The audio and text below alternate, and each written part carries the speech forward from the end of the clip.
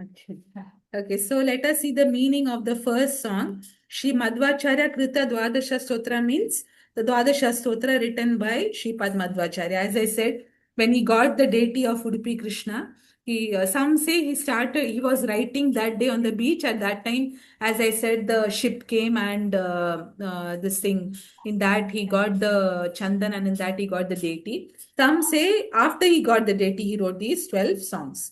But the point is, this is sung every day in Udupi, okay, in the morning. Okay, so now this is the first song. The first song, what he says, Vande Vandyam. Vande Vandyam means what? I'm offering my pranams. That is my offering my prostrations before Lord Krishna. And who is Krishna? He is the son of Vasudev. That is why we call him Vasudev. We don't say Om Namo Bhagavate Vasudevaya. We say Om Namo Bhagavate Vasudevaya because he's the son of Vasudev. So I'm offering my pranams to Lord Krishna, who's the son of, that is the meaning. Vande Vandyam Sadanandam. And how is that Krishna? He's always in bliss. Sadanandam. That is, he's always in bliss. And Indirapati, he is the husband of Lakshmi Devi. So Lakshmi Devi is his consort. Okay. And Lakshmi Devi is his consort. And Indirapati Madhyade Varadesha Varapradam. He is an ocean of qualities. Okay. He is ocean of qualities. And the Devatas, Brahma and all other Devatas, they are called as the giver of boons. They give all the boons. So he is what? He is the giver of boons to the Devatas who give us boons. Understood? Varadesha Varapradam. Varadesha, the Ishas, all the Devatas, they give all Varas, whatever you want. Now I want this, I want this, I want this, right? All the Varas, the Ishas give, and for them, the Lord provides. Okay, he gives boons to Brahma and all Devatas who are the giver of boons. So that is the first paragraph. Now, second paragraph. Namami Nikhila Disha.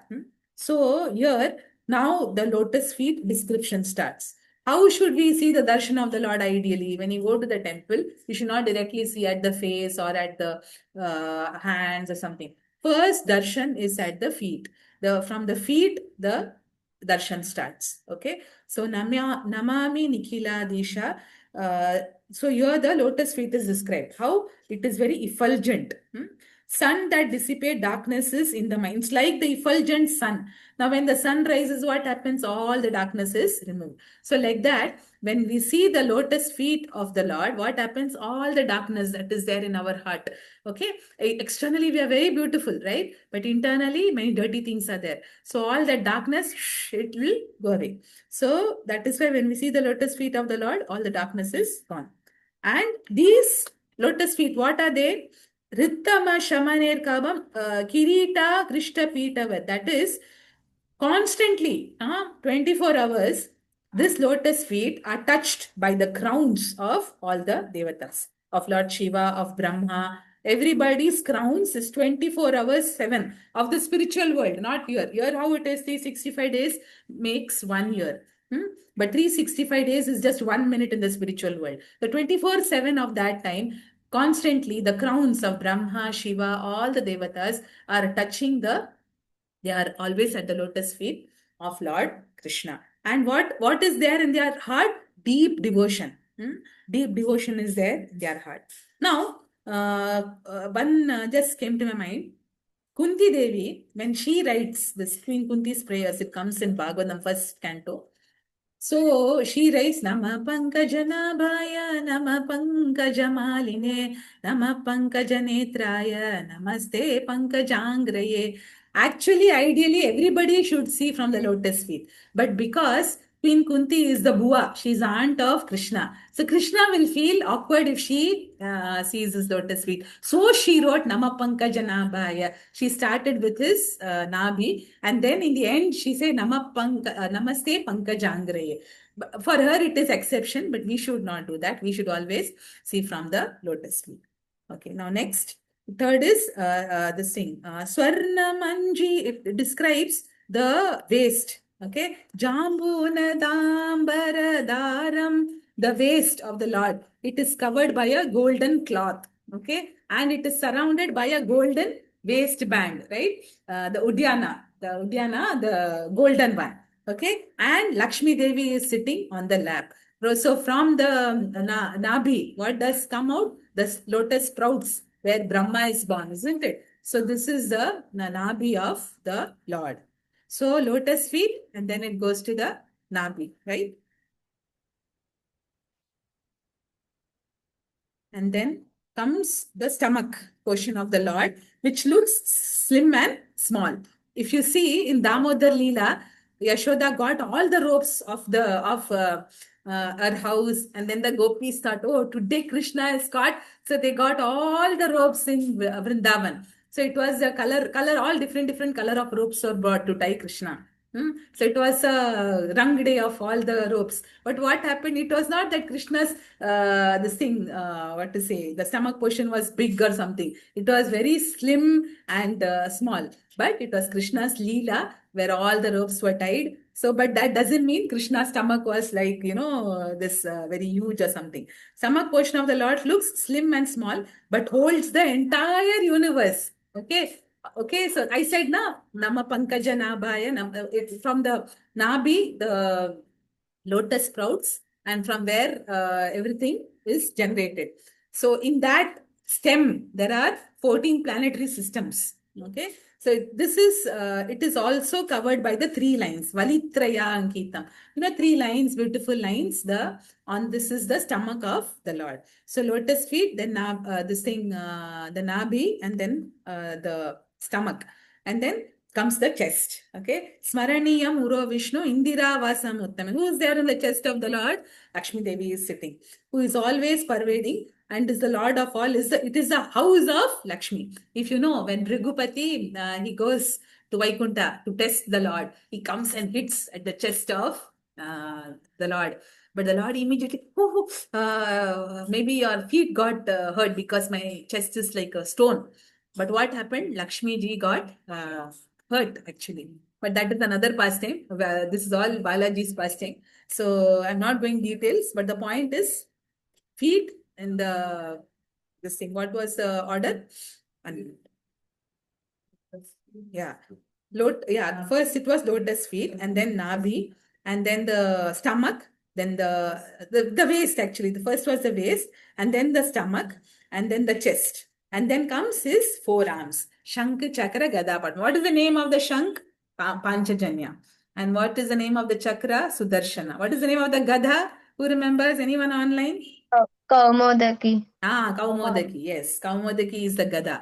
And then Padma is the lotus. So Shankha, Chakra, Gada, Padma. Dhara, Stintya, in all the arms, he is holding it. Okay. So this is what is said, and are round and full, his hands. Their main task is, each of them, what it does, it protects us, protects the whole world. So that is the meaning of this first 6 paragraphs. And then comes the neck. Okay. Santatam Chintaye Kantham, the beautiful neck of the Lord, okay, of Vaikunta. It's adorned with brilliant Kaustubha Mani. And it is said that it is always reciting all the Vedas. And then after the neck comes the lotus-like face, okay, the beautiful face of the Lord. This song comes now. Kamala Sashri Mukha Kamala Kamala Hita Kamala Priya Kamalekshana. Completely, all lotus only. Lotus feet, lotus face, lotus navel, lotus eyes, lotus lips. Okay. So the lotus face of the Lord of Shri is effulgent, okay, with such brilliance that it cannot be equaled. Even thousands of full moons rise together. That is nothing before the effulgence of the lotus face of the Lord. It removes the sorrows of the worldly bounds and is very suitable. And it should be, of course, it is suitable for praise. And then comes the beautiful smile. Okay. Mandasmita. Mandasmita, that is capable of giving gifts to all. Like Varadaraj, Varadaraj Perumal in Kanchipuram, it is said Mandasmita. His smile is the smile of the Lord is called Mandasmita. Okay. So that is what is said. Like even in this one, Bhagavad Gita, Asochan Anvasochaswam, there actually Lord Krishna, he has Mandasmita. Why? Because he's saying why Arjuna is grief stricken at that point. Okay, and then This Marame Bhavasantapa. This describes the gracious and love-filled look of Sri Rama, which can remove all the look. Okay, the glance, that one glance. Jagannatha Swami Nayana Patagami Bhavatume. That one glance. We're just waiting when that one glance will come on us. That will remove all the sorrows and miseries of this samsara. So that he's describing the love-filled look of Sri Rama. And then, of course, this comes the twitching of the eyebrows.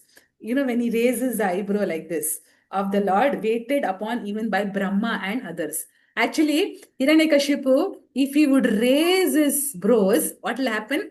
All the devatas are under him. It will rain, it will shower, it will become hot, it will snow, whatever. Just little raise of his eyebrows. But everybody is waiting for the twitch of the eyebrows of the Supreme Lord. Just imagine if a small Hiranyakashipu is just a mosquito in front of the Lord. So just imagine the Lord's eyebrows, how it will be.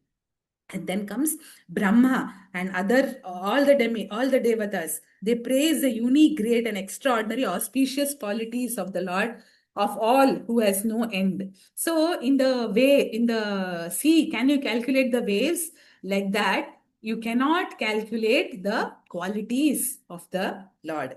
So that qualities are glorified by Brahma, and other who has no end can reach the position of having the completely, they are still not described or understood even one of these qualities. So that is the meaning of the 12 paragraphs of this song. Okay.